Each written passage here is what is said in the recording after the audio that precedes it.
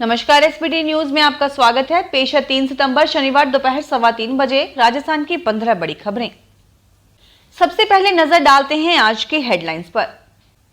मेले में अप्रिय घटनाओं को रोके सीएम। मुख्यमंत्री गहलोत कल दिल्ली में लेंगे रैली स्थल का जायजा। 5,000 की रिश्वत लेते पटवारी गिरफ्तार।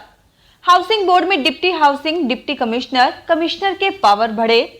सुरंग खोदकर निकाले मालवाहक वाहन। और अब खबरें विस्तार से सुनिए। राजस्थान के मुख्यमंत्री अशोक गहलोत ने कहा कि प्रदेश भर में मंदिरों और धार्मिक स्थलों पर आयोजित मेलों में भीड़ अधिक होने पर अप्रिय घटनाएं रोकने के लिए पुलिस व प्रशासन को व्यवस्थाएं करनी होगी। इसमें मंदिर कमेटी, मेला आयोजकों से भी सहयोग लिया जाए। मुख्यमंत्री अपने सरकारी निवास से वीसी के जरिए प्रदेश भर के अधिकारियों, जिला कलेक्टरों व विभिन्न धर्मों के प्रतिनिधियों के साथ चर्चा कर रहे थे। उन्होंने कहा कि वर्तमान में मेले चल रहे हैं, लाखों की भीड़ धार्मिक स्थलों पर पहुंच रही है। यहां भगदड़ जैसी घटनाओं को रोकने के लिए पहले से व्यवस्थाएं करनी होगी। इसके लिए पुलिस प्रशासन व मंदिर कमेटी व मेला आयोजकों को समन्वय बनाकर कार्य योजना तैयार करनी होगी। उन्होंने बताया कि भीड़ को नियंत्रित करने के लिए व्यापक इंतजाम किए जाएं। कल दिल्ली के रामलीला मैदान में महंगाई के खिलाफ होने वाले कांग्रेस के राष्ट्रव्यापी रैली में शामिल होने के लिए मुख्यमंत्री अशोक गहलोत आज दिल्ली जा रहे हैं। सीएम अशोक गहलोत आज शाम 4 बजे जयपुर से हेलीकॉप्टर के जरिए दिल्ली के लिए रवाना होंगे और शाम 5 बजे दिल्ली पहुंचेंगे, जहां वे पार्टी नेताओं के साथ मुलाकात करके चर्चा भी करेंगे। कांग्रेस के राष्ट्रीय संगठन महामंत्री केसी वेणुगोपाल, मीडिया विभाग के प्रमुख जयराम रमेश सहित कई नेताओं के साथ गहलोत रैली की तैयारियों को अंतिम रूप देंगे। जोधपुर में भ्रष्टाचार निरोधक ब्यूरो की टीम ने आज बाप क्षेत्र के देदासरी गांव के पटवारी मोहनलाल पालीवाल को 5,000 रुपए की रिश्वत लेते रंगे हाथों पकड़ा। उसने जमीन की तरमीम करने की एवज में 20,000 रुपए की मांग की थी। इस मामले में वह 14,000 रुपए पहले ही ले चुका था। पटवार भवन के निकट उसे 5,000 रुपए देते ही एसीबी टीम ने पकड़ लिया। उसकी जेब से रंग लगे 5,000 रुपए भी बरामद कर लिए गए। राजस्थान हाउसिंग बोर्ड में अब डिप्टी हाउसिंग कमिश्नर डीएचसी और कमिश्नर के पावर बढ़ गए हैं।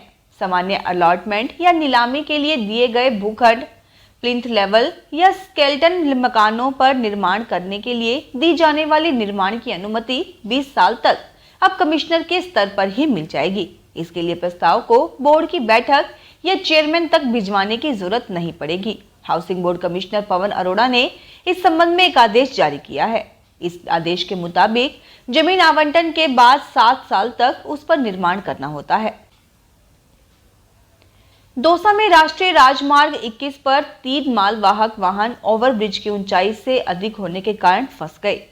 ऐसे में रास्ते की खुदाई कर वाहनों को निकाला गया। जानकारी के अनुसार सीमेंट फैक्ट्री में काम आने वाली मशीन को मथुरा से नवलगढ़ ले जाया जा रहा था। 3 ट्रेलर में विशाल मशीन को रवाना किया, लेकिन दौसा के भांडारेज के समीप वाहन को रुकना पड़ा। करीब 3 दिन ट्रेलर खड़ा रहा। एनएचएआई से स्वीकृति मिलने के बाद गुरुवार रात हाईवे की कच्ची जगह की करीब 4-5 फीट की खुदाई की।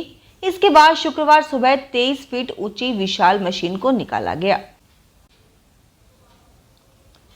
करौली जिले की बनास नदी में पानी की भारी आवक से सवाई माधोपुर और करौली जिले के सैकड़ों गांवों को जोड़ने वाली हड़ौती भूरी पहाड़ी की पुलिया शनिवार सुबह करीब 7 बजे टूट गई।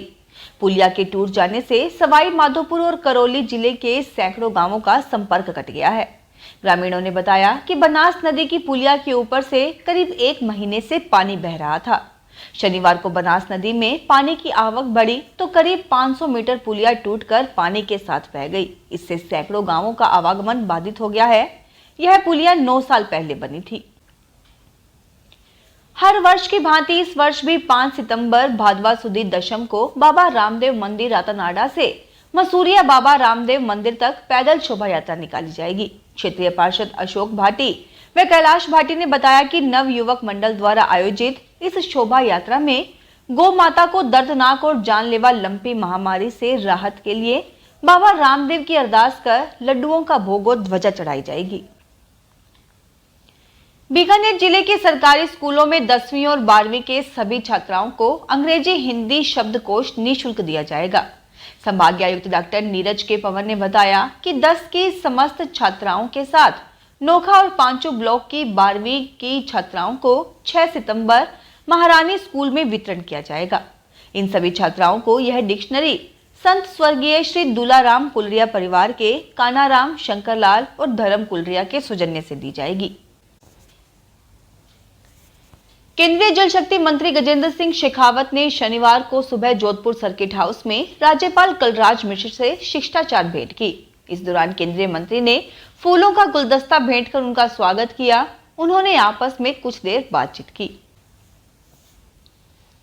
गैस सिलेंडर लीक होने या गैस पाइप के कारण आग लगने के हादसे पर भी प्रभावित उपभोक्ता या पीड़ित पक्ष दोषियों के खिलाफ नुकसान के लिए गैस एजेंसी व ऑयल कंपनी के खिलाफ क्षतिपूर्ति का दावा दायर कर सकते हैं। एक से ज्यादा पक्षकार शामिल हो तो पृथक तौर पर या संयुक्त रूप से केस भी किया जा सकता है। गैस सिलेंडर के लीक होने या पाइप के कटा फटा होने के चलते कोई आग लगती है और उसमें जान या माल का नुकसान होता है तो पीड़ित पक्ष पुलिस थाने में इसकी सूचना या शिकायत दर्ज करवा सकता है।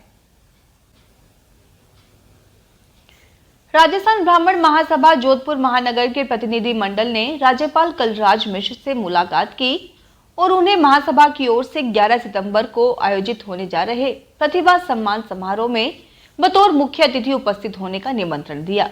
महासभा के प्रमुख महामंत्री सुरेश पारिक ने बताया कि समारोह में कक्षा 10वीं, 12वीं और IIT तथा विभिन्न क्षेत्रों में उपलब्धि हासिल करने वाली प्रतिभाओं का सम्मान किया जाएगा। हिसार के केंद्रीय अश्व अनुसंधान केंद्र ने लंपी की स्वदेशी वैक्सीन 2 सप्ताह में ही लॉन्च कर दी। सर्वाधिक केस होने के कारण राजस्थान ने 10 लाख डोज की डिमांड की, लेकिन लेने में इतनी कंजूसी, सिर्फ 13,000 डोज ही ले सके। अभी भी वहां 2 लाख डोज उपलब्ध है, लेकिन राजस्थान रुचि नहीं दिखा रहा। पंजाब, हरियाणा, उत्तर प्रदेश और जम्मू जैसे राज्य राजस्थान से ज्यादा डोज ले गए। 2 सप्ताह पहले दिल्ली में केंद्रीय कृषि मंत्री नरेंद्र सिंह तोमर ने लंपी की स्वदेशी वैक्सीन लॉन्च करने के साथ ज्यादा केस वाले राज्यों में टीकाकरण करने के लिए कहा था। भारत सरकार के गृह मंत्री अमित शाह के 1 दिवसीय जोधपुर प्रवास के दौरान 10 सितंबर को भाजपा का होने वाला बूथ सम्मेलन विहंगम स्तर पर होगा। 4 लोकसभा क्षेत्रों के बूथ अध्यक्ष से ऊपर के स्तर के सभी कार्यकर्ता पदाधिकारी इसमें शरीक होंगे। इसके लिए मंडल स्तर पर बैठकों का दौर आज दिन भर जारी रहा। 1 करोड़ से अधिक आबादी की पेयजल आपूर्ति करने वाले बीसलपुर बांध पूरी तरह से बीते महीने लबालब हो चुका है। बांध का जल स्तर 315.5 RL मीटर पर स्थिर रखते हुए अधिशेष पानी को लगातार एक गेट खोलकर निकाला जा रहा है। शेष पानी को लगातार बनास में छोड़ा जा रहा है। सबसे बड़ी बात यह है कि बनास के आसपास की जगह जलमग्न हो चुकी है। अधिकारियों के मुताबिक भीलवाड़ा, चित्तौड़ सहित आसपास की जगह पर हुई बारिश से बांध में पानी की आवक जारी है। कोटा झालावाड़ में लहसुन के दाम निचले स्तर पर पहुंच गए हैं। किसान मंडी में लहसुन बेचने के लिए लाते हैं, लेकिन दाम नहीं मिलने से परेशान होकर सड़कों पर फेंकने को विवश है। मंडी के नीलामी यार्ड के बाहर ही लहसुन फेंक देते हैं।